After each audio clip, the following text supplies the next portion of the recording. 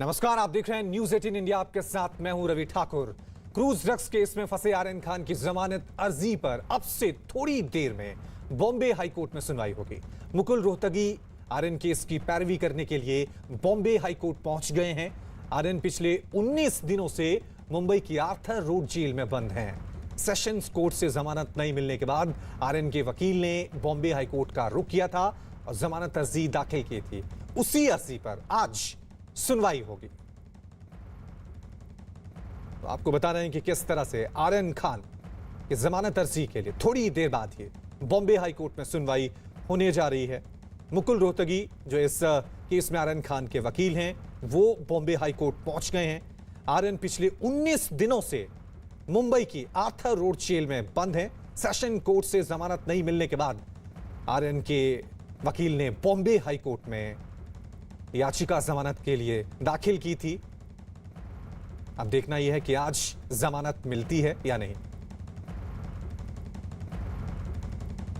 चलिए, इस खबर पे और ज्यादा जानकारी के लिए सीधा रुक करते हैं। मेरे साथ दो सहयोगी बने हुए हैं। विवेक गुप्ता मुंबई से हमारे साथ बने हुए हैं, आनंद तिवारी हमारे साथ दिल्ली से बने हुए हैं। सबसे पहले विवेक, आपका रुख करूंगा। मुकुल रोहतगी बॉम्बे हाईकोर्ट पहुंच गए हैं। आज ये माने कि क्या आर्यन खान को राहत मिल सकती है? क्योंकि हमने हमेशा देखा है सेशन कोर्ट से जमानत मिलना काफी मुश्किल होता है, लेकिन कहते हैं हाईकोर्ट की जो विवेकाधीन शक्तियां होती हैं वो ज्यादा होती हैं। तो क्या आज शाहरुख खान को, आर्यन खान को थोड़ा सी राहत मिल सकती है? रवि, देखिए, इस पूरे मामले में अभी आर्यन खान को राहत मिलना थोड़ी सी मुश्किल ज़रूर लग रही है, क्योंकि देखिए ये जो आर्गूमेंट है वो सेकंड हाफ में शुरू होने वाला है। 3 बजे के आसपास ये आर्गूमेंट शुरू होगा। शाहरुख खान की तरफ से, आर्यन खान की तरफ से मुकुल रोहतगी रिप्रेजेंट करेंगे, सीनियर क्रिमिनल एडवोकेट हैं, वो अपना पक्ष रखेंगे। उसके बाद नारकोटिक कंट्रोल ब्यूरो जो सरकारी पक्ष है वो अपना पक्ष कोर्ट में दलील देगा। यानी कि 2 पक्ष की आर्गूमेंट रखी जाएगी और दोनों पक्ष अपना पक्ष रखेंगे। तो माना जा रहा है कि 3 बजे जब ये कोर्ट बैठेगी, कोर्ट की सुनवाई शुरू होगी आर्यन खान की जमानत को लेकर, उसके बाद जब दोनों पार्टी अपना पक्ष रखेंगी तो आज मुश्किल लग रहा है कि इस पूरे मामले में बॉम्बे हाई कोर्ट कोई फैसला दे, क्योंकि बॉम्बे हाई कोर्ट दोनों पक्षों की बात सुनोगी। क्योंकि जिस तरीके से नारकोटिक कंट्रोल ब्यूरो और सरकारी पक्ष ने साफ तौर पर कह दिया है कि अगर आरोपियों को अगर जमानत पर रिहा किया जाता है तो वो सबूतों के साथ छेड़छाड़ कर सकते हैं और साथ ही साथ जो गवाह हैं उनको हॉस्टाइल करने की कोशिश कर सकते हैं। इसलिए उन्होंने पूरा विरोध किया है, पूरा अपोज किया है कि किसी भी हाल में आरोपियों को जमानत पर रिहा नहीं किया जाए। वहीं दूसरी तरफ आर्यन खान के वकील का साफ तौर पर कहना है कि आर्यन खान को कंजम्पशन में अरेस्ट नहीं किया गया है, पोजीशन में अरेस्ट नहीं किया गया है, यानी कि आर्यन खान की तरफ से कुछ ड्रग्स बरामद नहीं किए गए हैं। लेकिन पूरी कॉन्स्पिरेसी के तहत जिस तरह से उनको गिरफ्तार किया गया है उसमें नारकोटिक कंट्रोल ब्यूरो ने पूरी तरह से उनसे पूछताछ कर ली है। कस्टोडियल इंट्रोगेशन पूरा हो चुका है, अब कस्टोडियल इंट्रोगेशन की ज़रूरत नहीं है। तो दोनों पार्टी अपना पक्ष रखेंगी। लेकिन राहत मिलने की बात अगर रवि आप कहें तो आज थोड़ा सा मुश्किल लग रहा है, क्योंकि समय बीत चुका है, 2 घंटे समय और है कोर्ट के पास।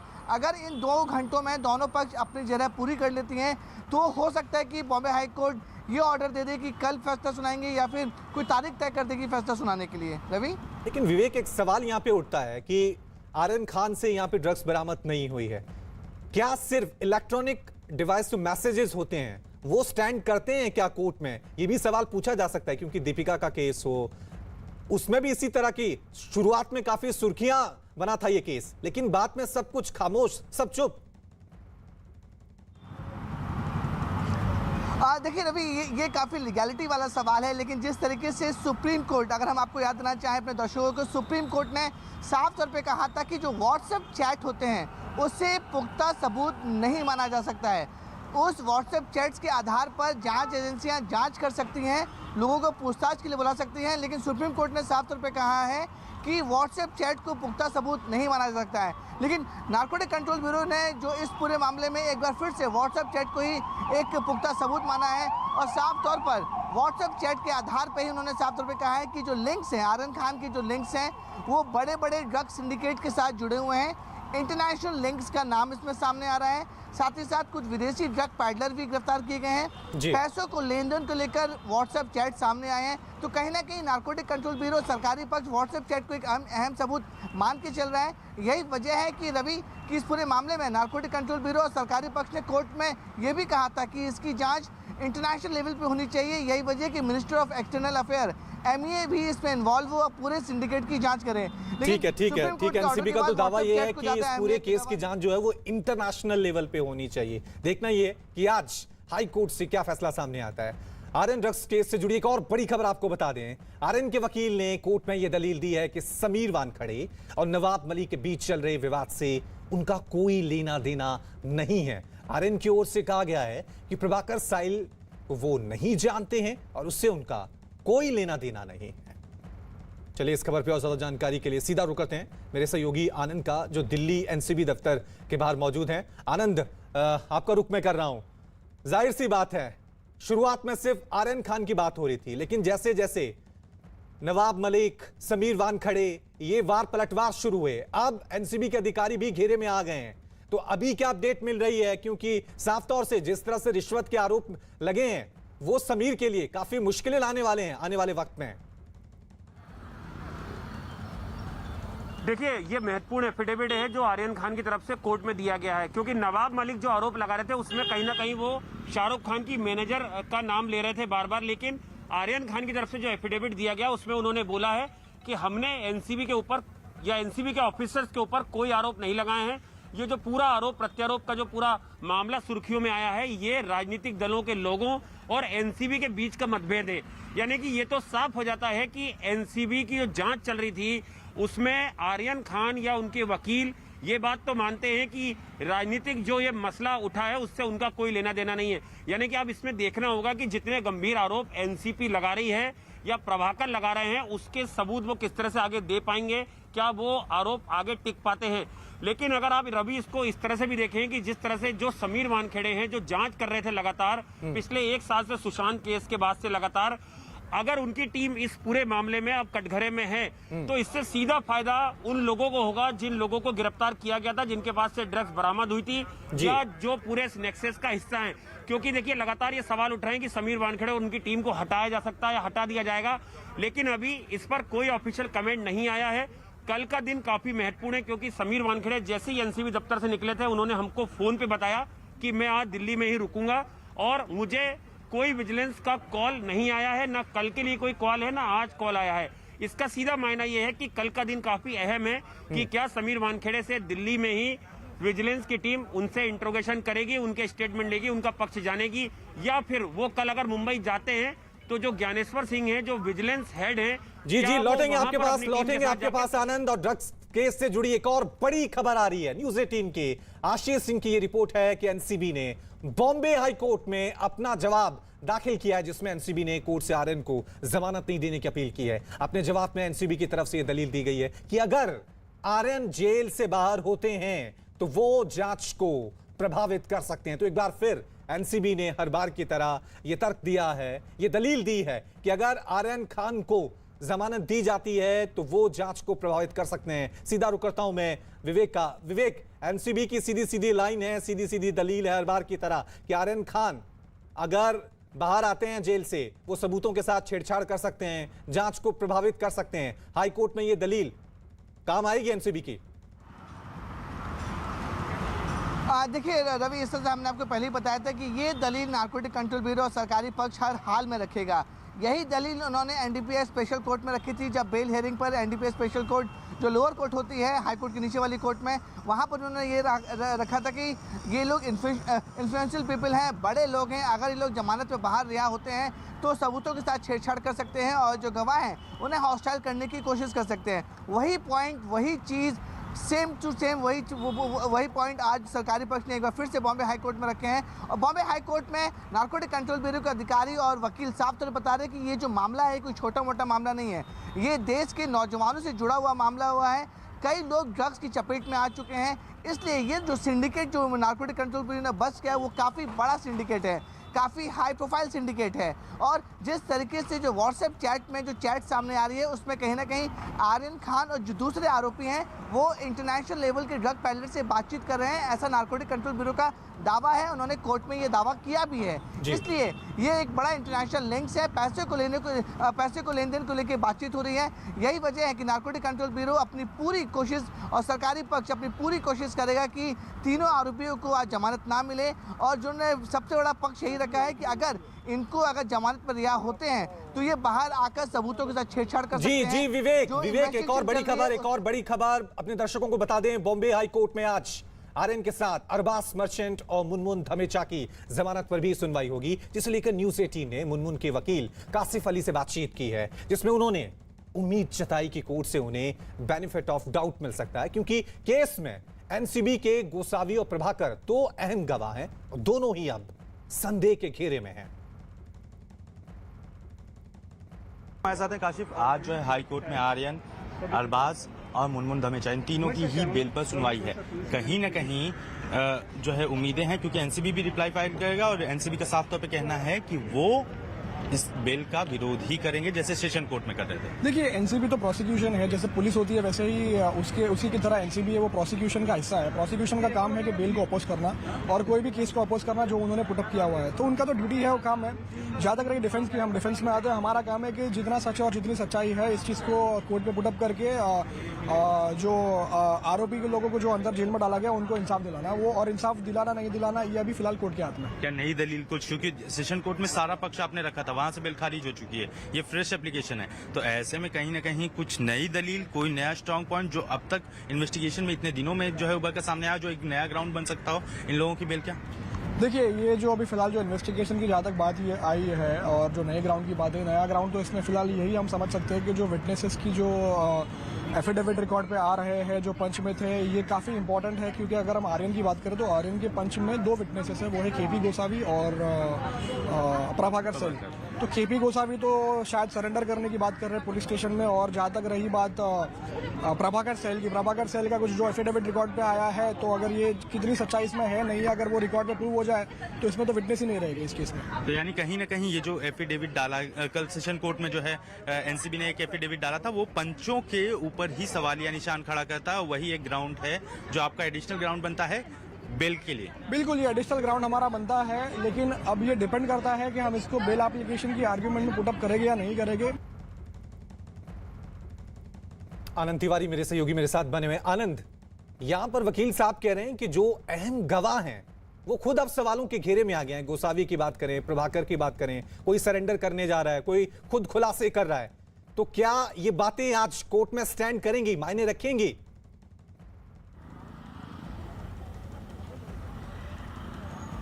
देखिए, कोर्ट में जाहिर तौर पर इन्वेस्टिगेशन से जुड़ी बातें रखी जाएंगी कि किस ग्राउंड पर आर्यन और अरबाज मर्चेंट और मुनमुन इनकी बेल को कैंसिल किया जाए, इनको बेल नहीं दी जाए। क्योंकि देखिए, सीधे तौर पर एनसीबी लगातार बोलती आई है कि ये आरोपी अगर जमानत पर बाहर आते हैं तो ये सबूतों के साथ छेड़छाड़ कर सकते हैं, गवाहों को प्रभावित कर सकते हैं। यहाँ पर एनसीबी अधिकारियों का ये भी कहना है, हमारी उनसे बात हुई थी कोर्ट जब वो पहुंच रहे थे, कि देखिए जिस तरह से एक जो हमारा मेन विटनेस था उसको तोड़ दिया गया है, जो आरोप एनसीबी लगा रही है प्रभाकर, तो अगर ये आरोपियों को जमानत देती है कोर्ट तो कोई बड़ी बात नहीं है कि जो बाकी इसमें जो हमारे गवाह हैं, पंच हैं, उनको भी प्रभावित किया जा सकता है। ये कोर्ट पर निर्भर करता है कि कोर्ट दोनों पक्षों की दलील सुनने के बाद अपना क्या फैसला सुरक्षित रखता है आज, या फिर वो कल अपना जजमेंट सुनाएगा, जिस तरह से विवेक भी लगातार वहां से मुंबई से हमें बता रहे हैं।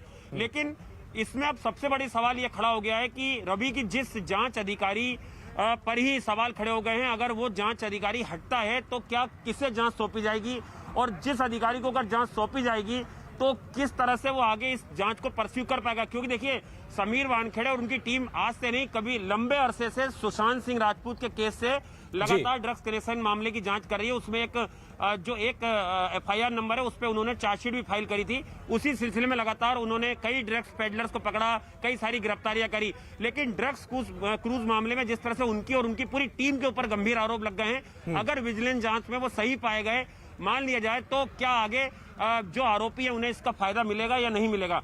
कल का दिन ये अपने आप में बड़ा सवाल है। ये अपने आप में बड़ा सवाल है कि जो जांच करने वाले हैं वो सवालों के घेरे में आ गए हैं, जो इस केस के अहम गवाह हैं वो खुद सवालों के घेरे में आ गए हैं। कोई खुलासे कर रहा है, कोई सरेंडर कर रहा है। इस पूरे मामले का, इन तमाम कड़ियों का इस केस पर क्या असर पड़ेगा, ये देखने वाली बात होगी। वहीं दूसरी तरफ सियासत भी इस मामले को लेकर शुरू से ही हो रही है। नवाब मलिक और समीर वानखेड़े के बीच चल रहा घमासान लगातार बढ़ता ही जा रहा है। इस मामले में आरोप प्रत्यारोप की लिस्ट लगातार लंबी होती जा रही है। पहले महाराष्ट्र सरकार के कैबिनेट मंत्री नवाब मलिक ने सर्टिफिकेट जारी कर समीर वानखेड़े पर आरोप लगाया था कि उन्होंने अपनी जाति का नकली सर्टिफिकेट बनवाकर सरकारी नौकरी हासिल की है। अब नवाब मलिक के आरोपों पर परिवार ने एक नया सर्टिफिकेट जारी किया है। कास्ट सर्टिफिकेट के मुताबिक समीर वानखेड़े के पिता मेहर जाति के हैं, जो एससी में आता है। नवाब मलिक ने समीर वानखेड़े की जाति पर ही सवाल उठाए थे। मैं आज फिर कहता हूं, मैं अपने दावे पे कायम हूं कि जो बर्थ सर्टिफिकेट हमने ट्वीट किया है वो असली है। उस सर्टिफिकेट पे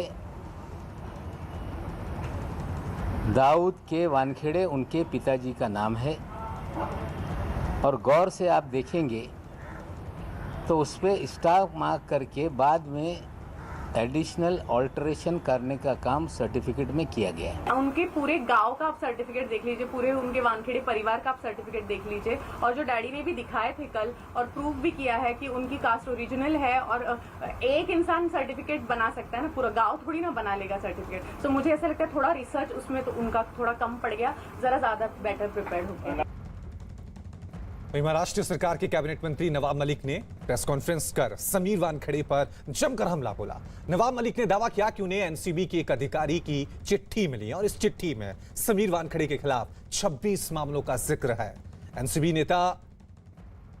नेता नवाब मलिक के आरोपों का एनसीबी अधिकारी समीर वानखेड़े की पत्नी क्रांति रेडकर वानखेड़े ने जवाब दिया। एक प्रेस कॉन्फ्रेंस कर क्रांति ने समीर पर लगाए सारे आरोपों को बेबुनियाद बताया। आज हमने अपने ट्विटर पे एक खत जो मुझे प्राप्त हुआ है, वो खत किसी एनसीबी के दफ्तर के एक अधिकारी ने अपना नाम गुप्त रखने की शर्त पे वो खत मुझे भेजा है। हम इस खत को डीजी एनसीबी को भेजेंगे, रिक्वेस्ट करेंगे कि इस जांच में इस खत में जो तथ्य लिखे गए हैं 26 केसेस का उसमें जिक्र किया गया है, उस जांच में भी इसको शामिल करें। ये हम अपनी मांग उनके सामने रखेंगे। ऐसे खत कोई भी लिख सकता है, कोई भी घर पे बैठ के लिख सकता है ऐसे खत। अगर उस खत पे किसी का नाम नहीं है और अगर उसमें कोई भी किसी का क्लेम नहीं है, किसी इंसान का जिसने वो खत लिखा है, सामने आए और बेधड़क तरीके से कंप्लेंट करे और फिर चाहिए तो इसकी जांच हो। लेकिन अगर बेबुनियाद कोई अगर लेटर कुछ लिखता है तो उसमें कोई मतलब नहीं है। ये सब झूठे सारे दस्तावेज है, इसका कोई महत्व नहीं है। चलिए खबरों में आगे बढ़ते हैं। यूनिसेफ की मदद से द नीदरलैंड और यूएसएआईडी ने जीवा यानी ग्लोबल इंटरफेथ वॉश अलायंस की शुरुआत की है। ये अपने आप में एक खास तरह का प्रयास है जिसके जरिए हर व्यक्ति को सुरक्षित पानी और सही सैनिटेशन और साफ सफाई देने की मुहिम चलाई जा रही है। दुनिया भर से हर तरह के धर्म को मानने वाले इस प्रयास में सहयोग देने के लिए आगे आए हैं। ऋषिकेश में परमार्थ निकेतन आश्रम के आध्यात्मिक प्रमुख और इस मुहिम के सह संस्थापक स्वामी चिदानंद सरस्वती ने जीवा के प्रयासों के बारे में बातचीत की। स्वच्छता और पानी, हमको बचानी है ये जिंदगानी। जब हम एजेंडा 2030 और भारत की बात करते हैं तो हमें याद रखना होगा कि सतत विकास से हमारा मतलब क्या है। एक ऐसे विकास से जो वर्तमान पीढ़ी के साथ हमारी भावी पीढ़ियों की जरूरत को भी ध्यान रखे, और उसके लिए सबसे ज़्यादा ज़रूरी है कि हमारे पास जल हो। जल और स्वच्छता दोनों की बहुत ही ज़्यादा ज़रूरत है। तो हम लोग इसके लिए अवेयरनेस प्रोग्राम कर रहे हैं। 4 आईज प्रोग्राम बनाया है। Number 1 information, number 2 inspiration, number 3 innovation और नंबर 4 इम्प्लीमेंटेशन। इन 4 चीज़ों को लेकर हमने जल और स्वच्छता और सफाई की सुविधाओं सबके लिए, महिलाओं के लिए, लड़कियों के लिए, जिनको सबसे ज़्यादा सामना करना पड़ता है, उन सभी महिलाओं के लिए और लड़कियों के लिए हमने क्लासेस लगाई हैं। सच पूछिए तो उनको पता है पानी की क्या कीमत है, केवल पानी नहीं बल्कि पानी का पूरा पूरा असर उनके स्वास्थ्य पर पड़ता है, उनकी शिक्षा पर पड़ता है। जब सारा दिन पानी ढोते रहेंगे तो कैसे वो पढ़ाई कर सकेंगे, कैसे वो स्वस्थ रह सकेंगे। तो ग्लोबल इंटरफेथ वाश अलायंस और परमार्थ निकेतन इस दिशा में बहुत बड़ा काम कर रहा है। स्कूलों को जोड़कर, आंगनवाड़ियों को जोड़कर, आशा वर्कर्स को जोड़कर और समाज में जितनी संस्थाएं हैं उन सब को जोड़कर, क्योंकि पानी को बनाया तो नहीं जा सकता लेकिन पानी को बचाया तो जा सकता है। ये हमारी सबकी जिम्मेदारी होनी चाहिए। मेरा पानी मेरी जिम्मेदारी हो कि मैं अपने पानी को बचाऊंगा। स्वच्छता और पानी हमको बचानी है ये जिंदगानी। गुलमर्ग की सरजमी पर कलाकारों की महफिल, साहित्य और संस्कृति का एक शानदार दिन। Yeah, I salute those who thought about it. I mean, imagine people talking about literature, poetry. It makes me happy. I mean, it gives me hope. This festival is a writers' festival. It brings together some of the best and the brightest names. Folks who've written poetry, art, literature, and everybody's coming together to discuss, for a dialogue, and of course to open up our mind to so many possibilities. I'm super excited to be a part of the Gulmarg Literature Festival. This is going to be a celebration of cultural heritage. देखिए news 18 Urdu पर 27 अक्टूबर सुबह 10 बजे से Gulmarg lit fest 2021।